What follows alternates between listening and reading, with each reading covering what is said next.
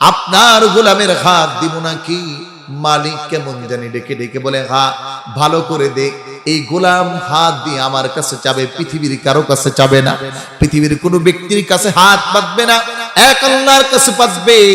যখন ফেরেশতা ডেকে বলে মালিক জবান দিব নাকি, মনে হয় মালিক ডেকে ডেকে বলে জবানটা সুন্দর করে বানায়া দে, কারণ এই জবান দিয়ে আমার গোলাম আমি রব্বুল আলামিনকে ডাকবে। কথা বলেন ঠিক কিনা?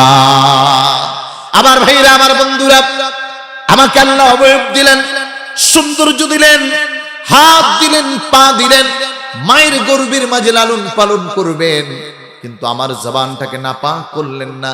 ওই গর্ভের মাঝে মায়ের পচা রক্তগুলো আমার নাভির ভিতর দিয়ে একটা পাইপ কানেকশন করে দিলেন, আমাকে বাঁচালেন। 6 মাস অতিবাহিত হলো, মায়ের ওই পেটের মাঝে আমার জায়গাটা ছোট হয়ে গেল। আজকের বিজ্ঞান বলে শুনো, 6 মাস যাওয়ার পরে সন্তানের পা গুলো একটু বড় হয়, মা বুঝতে পারে সন্তান পা লাড়াচ্ছে, লাড়াচাড়া করছে। বিজ্ঞান বলে তখন আমাদের হাদিস, আমাদের নবীর কথা বলে, মার কলিজায় আঘাত লাগে, মার কলিজায় লাথি মারে। ওই সন্তান 6 মাস পরে একটু বড় হওয়ার কারণে তার ওই জায়গাটা তার জন্য আর হয় না। তখনই এই সন্তানটা লড়তে লড়তে মার কলিজায় আঘাত দেয়, মা চোখের পানি ছেড়ে ছেড়ে একটা ডাক দেয়, তাও বলে আল্লাহ আমার পেটের সন্তানটাকে তুমি মাইরো না, এই সন্তানটা যেন পৃথিবীর সুন্দর চেহারা দেখতে পায়, আমি মার চেহারা দেখায় যেন সন্তানের পরাণ জড়িয়ে যায়, আমি মার চোখ যেন শীতল হয়ে যায়। একটু জবান খুলে বলবেন, মায়ের যেই কলিজায় আঘাত লাগা, লাথি মারা, এত কষ্ট মা শোয়ার মতো ছিলেন না, কিন্তু শোয়ার মতো রহমত ঘটিয়ে দিলেন কে? সামান্য একটু ব্যথা পাইলে আমরা লড়তে থাকি, শব্দ করতে থাকি, অথচ মার কলিজায় প্রতিনিয়ত লাথি দেয়। মাকে ঘুমাতে দেয় না, মাকে খেতে দেয় না, যা খায় সব ছেড়ে দেয়, ঘুমাতে পারে না, রাত্রে উঠে বসে থাকে, মা কাঁদে আর বলে তোমরা ঘুমাও, কিন্তু আমার কলিজার টুকরা আমাকে ঘুমাতে দিচ্ছে না। কিন্তু মা কোনোদিন জবান থেকে এইটা বলে না যে আমার এই সন্তানটা মরে যাবে। নিয়ামত কাকে বলে? রব আপনার জন্য করতেছে। পৃথিবীর কোন ব্যক্তিকে 1 কোটি টাকা দিলেও কোন মহিলা এত কষ্ট সহ্য করবে না আপন সন্তানের জন্য একজন মা যেটা করে। কথা বলেন ঠিক কিনা? এই মায়ের কলিজায় মোহাব্বত দিলেন কে? জোরে বলেন না কে? আল্লাহু আকবার। এবার আল্লাহ রাব্বুল আলামিন বলেন, ওয়াল্লাহু আখরাজাকুম মিন বুতুনি উম্মাহাতিকুম লা তা'লামুনা শাইআ ওয়া জা'আলা লাকুমুস সাম'a ওয়াল আবসারা ওয়াল আফইদাতা লা'আল্লাকুম তাশকুরুন।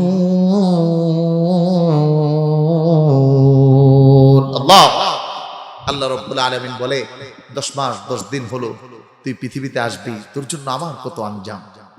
আখরাজাকুম মিন বুতুনি উম্মাহাতিকুম লা তা'লামুনা শাইআ, তোর মায়ের গর্ভ থেকে তোকে আমি পৃথিবীর আলো দেখাবো, এমন একটা জায়গা যেখানে পৃথিবীর কোনো মেডিসিন দিয়ে বড় করার সুযোগ নাই, কাটলেও তুই বের হওয়ার কথা না, কিন্তু আমি রব মার ওই জায়গাটা তোর জন্য, প্রসবের জায়গাটাকে এমন সুন্দর ব্যবস্থা করলাম যেন তোর কষ্ট কম হয়। সুবহানাল্লাহ কন্যা, আল্লাহু আকবার। মায়ের গর্ভ থেকে তোকে পৃথিবীতে আনলাম, লা তা'লামুনা শাইআ বলে পরিস্থিতিটা কেমন ছিল, পিরিয়ডটা কেমন ছিল, টাইমটা কেমন ছিল, তোর পাওয়ার কেমন ছিল, ক্ষমতা কেমন ছিল। আপনাদের খারাপ লাগতেছে? কথা কি বুঝতেছেন না আমারটা? কে কে ঘুমাইতেছেন 2 হাত তোলেন।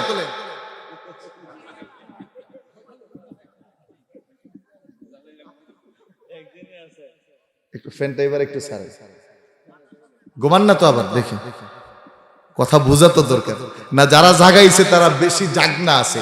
জোশ কোরআনের মুজিজা এটা। সুবহানাল্লাহ কোন? আরো যারা বলেন সুবহানাল্লাহ। মুমিনের সামনে যখন কোরআনের আলোচনা হয় তখন মুমিনের ভিতরে একটা ব্যাটারি আছে, ওটার মধ্যে চার্জ হতে থাকে। সুবহানাল্লাহ বলতেন না? আল্লাহু আকবার বলেন।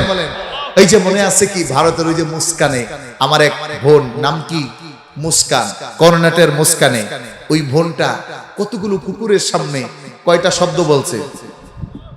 কয়টা বলছে শব্দ? একটা। আল্লাহ, সবাই বলেন না আল্লাহ। আর জোরে বলেন আল্লাহ। একটা শব্দ বলেছে, বিবিসি প্রশ্ন করেছে, please my sister, when you sound your Lord, the time is more danger for you, but the time is more important. Why your sound is your Lord, speech of your Lord, name of your Lord?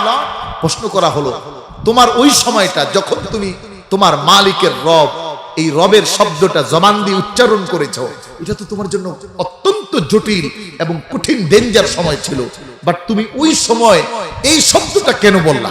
সুবহানাল্লাহ কোন? প্রিয় বোন উত্তর দিয়েছে, বলে ওরা যখন আমাকে ইন্ডিকেট করে জয় শ্রীরাম শব্দ দিচ্ছিল, তখন আমার ভিতরে প্রাথমিক সময় একটা ভয় পেয়েছিলাম, বাট আমার মনে পড়ে গেল যে মুমিন তো ভয় পায় না। আমার অন্তর আমাকে সাক্ষী দিল, আমার রব তো আল্লাহ, আমার রব তো বড়, তা আমার রবের নাম নিলে ওরা যতই শক্তিশালী হোক, ওরা আমার সামনে দাঁড়াতে পারবে না। সুবহানাল্লাহ। বোন বলে, যখন আমার দিল এটা বললো, আমি আর দেরি করলাম না, আমিও বলা শুরু করে দিলাম আল্লাহু আকবার, আল্লাহু আকবার। আর মালিক বলে, ঊনবিংশ শতাব্দী আর বিংশ শতাব্দী নয়, কিয়ামত পর্যন্ত যদি মুমিন এক রবের নাম পরিচয় দিতে পারে, তাহলে সকল বাতিলদেরকে নাস্তানাবুদ করে দিবেন কে? তাদের এত সাউন্ড, এত পাওয়ার থাকার পরেও একবার আল্লাহু আকবারের সামনে সব বিলের মতো চুপ হয়ে গেছে। কথা কোন ঠিক কিনা? ওই ভুনটার সমস্ত পৃথিবীতে সম্মান বাড়িয়ে দিয়েছেন কে? এখন আমরা এটা পারি না। আমাদের এরকম অবস্থা, ইমানের কন্ডিশন এই, ভিতরের পাওয়ার ব্যাটারি সব দুর্বল হয়ে গেছে। এজন্য বেশি বেশি কোরআনের আলোচনা শোনা, কোরআনের কাছে যাওয়া, কোরআনকে নিজের জন্য সংরক্ষণ করা, তাহলে আমাদের ইমান বাড়বে। প্রিয় ভাইরা আমার, বলছিলাম রব্বুল আলামিন বলতেছেন, যখন তোমাকে আমি মায়ের গর্ভ থেকে পৃথিবীতে আনলাম, তখন তোমার সিচুয়েশন ছিল এমন, লা তা'লামুনা শাইআ, তুমি কিছুই জানো না, না বলতে পারো, না চলতে পারো, না খাইতে পারো, না দাঁড়াতে পারো, না দৌড়াতে পারো। কথা বলেন ঠিক কিনা? আল্লাহু আকবার বলেন। এই সময় মায়ের কলিজায় এমন এক রাডার আল্লাহ ফিট করলেন, সন্তান ঘরে থেকে প্রস্রাব করে যদি ওয়া শব্দ উচ্চারণ করে মা বলতে পারে পাকঘর থেকে, আমার সন্তানটা প্রস্রাব করে দিছে। ওয়া শব্দের আওয়াজ শুনে মা বলে দেয়, আমার কলিজার টুকরার খিদা লাগছে। সুবহানাল্লাহ। মায়ের এক রাডারে ধরে কি ধরে না? এই জোরে বলেন, ধরে কি ধরে না? পাড়া প্রতিবেশী বলে না, এমনি চিল্লাইতেছে, মা বলতেছে না, মনে হয় পড়ে গেছে, গিয়ে দেখে সত্যিই পড়ে গেছে। এই যে মায়ের কলিজায় এক রাডার দিলেন, এই দেওয়ার মালিকটাকে একটু চিন্তা করছেন কি? জীবনে কত কিছু নিয়ে চিন্তা করি, কিভাবে আমি বড় লোক হব, কিভাবে গাড়ি কিনবো, কিভাবে বাড়িটা সুন্দর করব, কিভাবে আমার ব্যবসা বাণিজ্যকে ইনরিচ করব, বাট কোনোদিন চিন্তা করি নাই যে আমার মালিক আমাকে কিভাবে ইনরিচ করেছেন, আমাকে কিভাবে গ্রোথ করেছেন, আমাকে কিভাবে বড় করেছেন, আমাকে কিভাবে সম্মান করেছেন, আমাকে কিভাবে ইজ্জত দিয়েছেন। এই চিন্তা যদি কোনোদিন আমার দিলে আসে, তাহলে ওই ব্যক্তি এক আল্লাহর গোলামি করা ছাড়া কারো গোলামি করতে পারে? রব বলেন, ওয়াজআলা লাকুমুস সামআ, বলে তোকে শ্রবণ শক্তি দিলাম যেন এই কানটা দিয়ে আমার কথা ছাড়া অন্য কিছু না শোনো। ওয়াল আবসার, তোমাকে দেখার শক্তি দিলাম যেন আমাকে দেখো, আমার কোরআন দেখো। ওয়াল আফিদা, তোমাকে সমঝ দিলাম, ব্রেন দিলাম যেন তুমি আমাকে চিনতে পারো। কিন্তু এই তিনটা নিয়ামত বড় আল্লাহ দিলেন, আমরা একটারও শুকরিয়া আদায় করছি না, আমাদের জীবনকে হেলায় খেলায় নিমজ্জিত রাখতেছি। কথা বলেন ঠিক কিনা? এখন আপনি খেয়াল করে দেখেন, চোখ দিয়ে যা দেখা নিষেধ করছে আমরা এখন তা বেশি দেখি, সমঝ দিয়ে যা চিন্তা করা নিষেধ করেছে আমরা তাই বেশি করি, আবার কান দিয়ে যা শুনতে নিষেধ করেছে আমরা তাই বেশি শুনি। কিন্তু মুমিনের তো এই গুণ ছিল না, বরং মুমিনের গুণ তো ছিল সবচেয়ে বড় একটা ইবাদত, সবচেয়ে বড় একটা গুণ। মুমিন নামাজ পড়বে। জবান খুলে বলেন, কি পড়বে? আমরা নামাজ পড়বো কি পড়বো না? আরে কত দামি! আল্লাহ রাব্বুল আলামিন বলেন, একজন মুমিনের সর্বপ্রথম তার সবচেয়ে দামি সম্পদ, জীবনের মধ্যে সবচেয়ে বড় নিয়ামত হলো ঈমান। ঈমান ছাড়া কোনো ব্যক্তির কোনো দাম নাই, যত ভালো হোক, যদি ঈমান না থাকে ওই ব্যক্তির জন্য পরকালের জিন্দেগিতে কোনো জাযা নাই, কোনো উজরাত নাই, আল্লাহর পক্ষ থেকে কোনো পুরস্কার নাই। এজন্য একজন মুমিনের ঈমানের 7টি শাখা, এই 7 শাখার একটি শাখাও আমরা ভালো করে জানি না। এক নম্বরে হলো আমানতু বিল্লাহি ওয়া মালাইকাতিহি ওয়া কুতুবিহি ওয়া রুসুলিহি ওয়াল ইয়াউমিল আখির ওয়াল কদরি খাইরিহি ওয়া শাররিহি মিনাল্লাহি তাআলা ওয়াল বাসি বাদাল মাউত। এই 7টা বিষয় আমরা কেউ এটার মুয়াফিক না। শুধু কোরআনুল কারীমটাকে একটাকে দেখলাম, বাকি 6টার ধারে কাছেও আমরা জানি না। আল্লাহকে দেখেছেন? যারা বলেন দেখেছেন? তবে দেখেছি আমি করুণার এই ভয়াল থাবায়। সুবহানাল্লাহ। আমার রবকে আমি দেখেছি করুণার এই ভয়াল থাবায়। বলবেন হুজুর কিভাবে? গরিব যখন রিস্কা নিয়ে বের হয়েছে, বলেছি তোমার কি ভয় নাই? ও জবান দিয়ে বলে মালিক আমাকে বাঁচাবে। সিনজিওয়ালা যখন সিনজি নিয়ে বের হয়েছে, তোমার কি ভয় নাই? বলে আমার ঘরের সংসার চালাতে হবে, আমার রব আমাকে বাঁচাবে। বস্তিতে ঢুকে দেখেছি, এই তোমাদের কি ভয় নাই? একত্রে থাকো, কোয়ারেন্টাইন মানো না, কোনো প্রোটেকশন মানো না। ওরা জবান খুলে বলে আমাদের রব মালিক আমাদেরকে বাঁচাবে। সুবহানাল্লাহ, সুবহানাল্লাহ। আমার রবের চাক্ষুষ যেই ক্ষমতা, এটা বাংলার মানুষ করোনায় দেখছে কি দেখে নাই? America, Britain, German, France, Italy, বড় বড় কান্ট্রিগুলো যেখানে সব উন্নতি প্রযুক্তি আছে, তারা লাখে লাখে মরে, আর বাংলাদেশে কিছু নাই। যাই একটা হাসপাতাল দিছিল, এটাও কয়দিন পরে অটোমেটিক দৌড় দিছে। এটা যে কই গেছে কেউ জানে না। প্রধানমন্ত্রী ভ্যাকসিন দিছে, ভ্যাকসিন চুরি করে পানি মানুষের শরীরের মধ্যে ঢুকাইয়া দিছে। এই প্রমাণ আমাদের দেশে আছে না নাই? কিন্তু এই মহামারীতে যেখানে বাংলার কোটি মানুষ মরার কথা ছিল, আল্লাহ রাব্বুল আলামিন বাংলায় তার কুদরত দেখিয়ে এই বাংলার জমিনের মানুষকে হেফাজত করেছেন। কথা বলেন ঠিক কিনা? এজন্য আমাদের দাবি, মাদ্রাসা মসজিদ আর মাহফিলে করুণা না, বরং এগুলাতে করুণা আর অমিকরণের জন্য দোয়া করা হয়। কথা কোন ঠিক কিনা? এগুলো বন্ধ নয়। যদি বন্ধ করতে হয় বাণিজ্য মেলা বন্ধ করে দাও, যদি বন্ধ করতে হয় তাহলে বই মেলাকে বন্ধ করে দাও, যদি বন্ধ করতে হয় তাহলে মিছিল আর মিটিং জনসভাকে বন্ধ করে দাও। কোন মাহফিলকে বন্ধ করা ঈমানের কাজ হবে? দুঃখের সাথেও বলতে হয়, আমাদের দেশে আর কোথাও করুণা থাকে না, অমিকরণ থাকে না, খালি মাহফিল, মসজিদ আর মাদ্রাসায় আর স্কুল কলেজে। কথা বলেন না? আমি মিথ্যা বলছি? আমি আপনাকে আগেই বলছি, আমি মিথ্যা বললে আমাকে প্রোটেকশন দিবেন আপনি, এই রাইট আপনাকে আমি দিলাম। আমার দেশে শুধু করুণা স্কুল কলেজ ইউনিভার্সিটি মসজিদ মাদ্রাসা আর মাহফিল, আর অন্য কোথাও করুণা আর অমিকরণ নাই। দুর্ভাগ্য আমাদের, দুর্ভাগ্য আমাদের। এই জাতির মেরুদণ্ডকে ভেঙে দেওয়া হচ্ছে যেন এই জাতিতে শিক্ষিত সমাজ তৈরি না হয়, শিক্ষিত যুবক তৈরি না হয়। এজন্য রাসূলুল্লাহ সেই হাদিস মনে পড়ে। রাসূল বলেন বাদিরু সিত্তাম মিনাল মাউত, 6টি বিষয় আগমনের পূর্বে তোমরা মরণের জন্য নিজেকে প্রস্তুতি গ্রহণ করো, নিজে প্রস্তুত হয়ে যাও। আজকে দেখেন পুলিশ বাড়ছে না কমছে? আওয়াজ করে বলেন।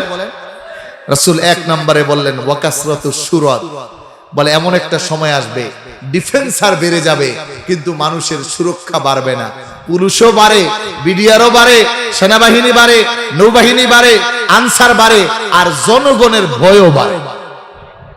কথা কোন না? মানুষ একটু টেনশন ফ্রি থাকতো, কিন্তু এখন এদের দেখলেই ভয় লাগে। অপরাধ হোক আর না হোক, ধরলেই টাকা। আছে না নাই? জোরে বলেন আছে না?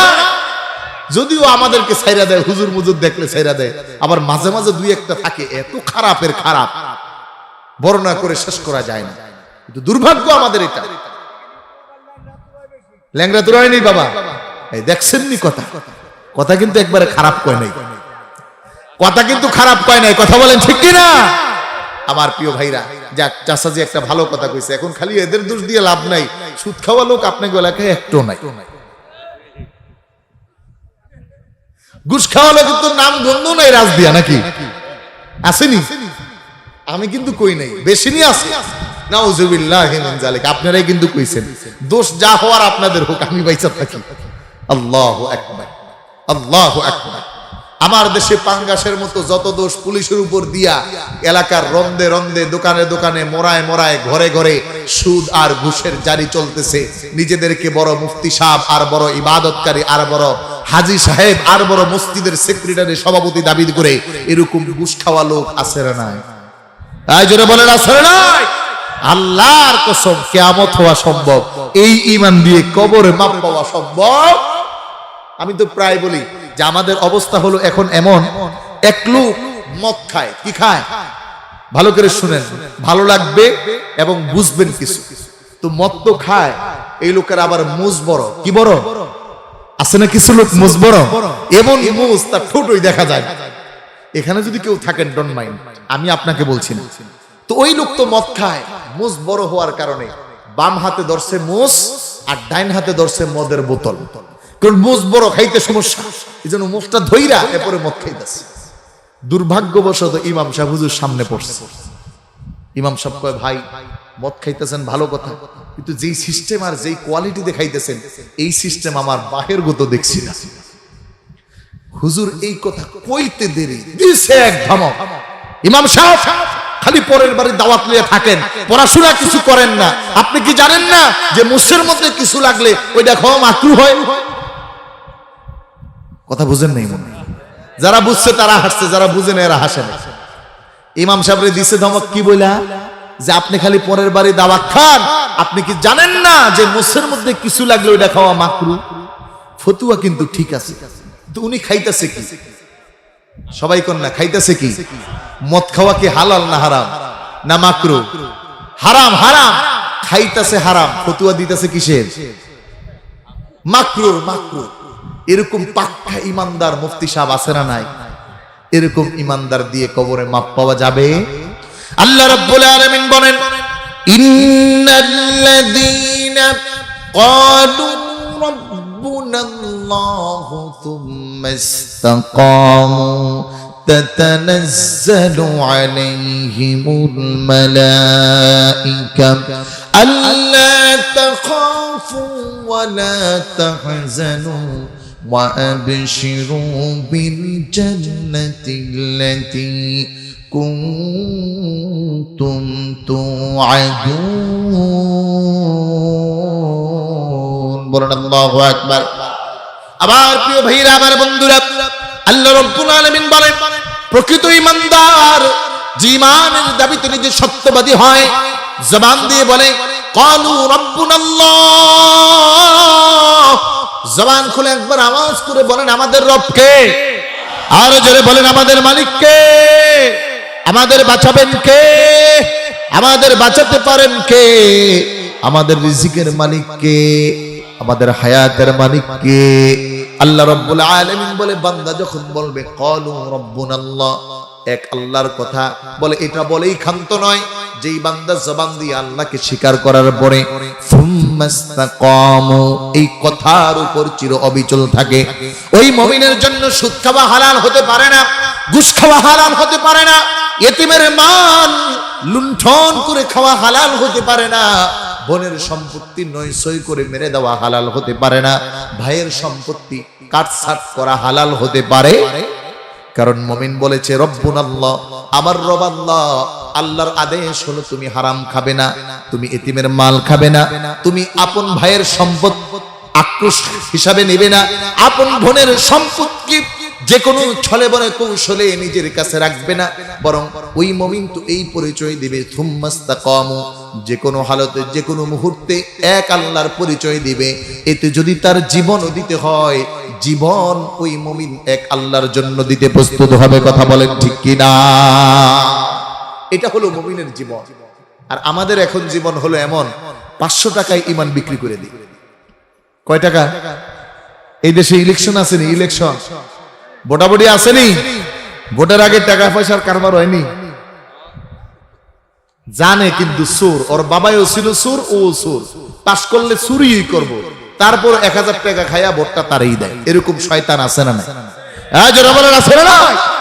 এজন্য শয়তান দুই প্রকার, একটা ইনসান আর একটা জিন, একটা মূল শয়তান আর একটা মানুষ শয়তান। মূল শয়তানরে সূরা ফাতিহা 1 ক্লাস দুরূদ শরীফ পড়ে ফুদিলে যায়, ঠিক কি না? কিন্তু মানুষ শয়তানরে ফুদিলে যায়নি, ওটা তো আবু জাহেল, নবীর লগে ঘুরে আর পরও যায় না। এজন্য প্রিয় ভাইরা আমার, ঈমানের পরিচয়টা আমি কেমন দিচ্ছি? রব আমাকে বারবার স্মরণ করিয়ে বলছে আমাকে ভুলে গেছো, কত সুন্দর করে, কত ইজ্জত দিয়ে, কত কদর করে তোকে আমি এই পৃথিবীতে আনার ব্যবস্থা করলাম, এখন গোলামি করতেছিস কার? রব আমাদেরকে ডাকে। আল্লাহ রাব্বুল আলামিন বলেন, ইয়া আইয়ুহাল ইনসানু মা গররাকা বিরাব্বিকাল কারীম। বলেন আল্লাহু আকবার। আর জোরে বলেন আল্লাহু আকবার। আমার প্রিয় ভাইরা, আমার বন্ধুরা, পর্দার আমার মা বোনেরা, একটু গভীর মনোযোগ দিবেন। আল্লাহ রাব্বুল আলামিন আপনাকে আমাকে ডাকছেন। যারা বলবে এক আল্লাহ তার রব, যারা মুখ দিয়ে স্বীকার করবে এক আল্লাহর তাওহীদকে গ্রহণ করে নিবে, তাদেরকে আল্লাহ রাব্বুল আলামিন ডাক দিয়ে বলেন, ইয়া আইয়ুহাল ইনসান মা গররাকা বিরাব্বিকাল কারীম। হে মানুষ, তোমাকে এমন কোন জিনিস আমি রবের কাছ থেকে দূরে সরিয়ে রাখে, আমি রবের কাছ থেকে দূরে তোমাকে টানতেছে, দূরে তোমাকে আহ্বান করতেছে। আল্লাহু আকবার কর। মালিক তো আমাদেরকে বানাইছে গোলামি করতে কার? অথচ আজান যখন হয় ইমাম সাহেব হুজুরে কয়, হুজুর নামাজ পড়েন, আমি একটু আইতাছি। কথা কর না, জোরে বলেন না। কিসসা কাহিনীর ওয়াজ তো আজীবন শুনলেন, আজকে একটু তিতা কথাই শুনেন, তিতা কথা শুনেন, আর কালকে আমারে বকাঝকা দিয়েন, সমস্যা নাই। কিন্তু তারপরে ওই তিতা কথায় যদি আমার একটা মুসলমান, এখান থেকে একটা মানুষ জীবনে কোনো একটা আমল ধরে, আমার আলোচনা সার্থক। জীবনে দাওয়াত না দিলেও আমার কোনো আফসোস নাই। প্রিয় ভাইরা, রাগ করতেছেন আপনারা, গোসা পড়তেছেন? আল্লাহু আকবার। রবের ডাক সাড়া না দিয়ে আমরা কিসে চলছি, জীবনটাকে কোথায় নিচ্ছি? অথচ সাহাবায়ে কেরামের আদর্শ তো এটা ছিল না, সাহাবায়ে কেরামের জীবন তো এটা ছিল না।